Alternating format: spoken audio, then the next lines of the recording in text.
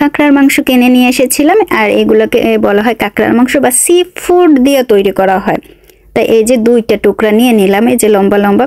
তার সাথে আমি পেঁয়াজ কুচি করেছিলাম, মরিচ কুচি আর সামান্য লবণ দিয়ে এটা মেখে রেখেছিলাম।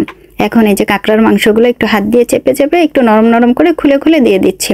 একবারে খুবই নরম থাকে, তা আমি একটু চেপে চেপে দিলে একটু টুকরো টুকরো হলে ভালো হবে ভাজা করতে। তা 2টা দিয়ে দিলাম ডিম, 2টা ডিম দিয়ে ভালো করে এগুলো আবার ফেটে নেব। নিয়ে ওই পাশে আবার চুলায় তাওয়া দিছি বা কড়াই দিছি বা ফ্রাইং প্যান দিলাম, একটু রান্নার তেল দিলাম আর দিয়ে দিলাম এই যে কাঁকড়ার মাংস আর ডিম। এই ভাজাটা এত ভালো লাগে, মরিচ কুচি তো প্রচুর ঝাল এগুলো।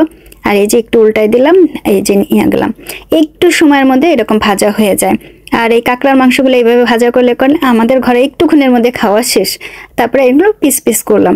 এই পিস পিস করে কেন দিলাম, কারণ খেতে আরও বেশি সুবিধা হয়। যদি এমনিভাবে দিই তাও ওরা সুন্দরভাবে চপস্টিক্স দিয়ে কেটে কেটে খেয়ে নেয়, কিন্তু তারপরে একটু এরকম কেটে দিলে পরে দেখতেও সুন্দর হয় আর খাবারের সময় একটু ভালো হয়। জিও আবার খুব পছন্দ করে একটু কেটে টেটে দিলে পরে, মানে খাওয়ার জন্য একটু সুবিধা হয়, তো সেই আর কি।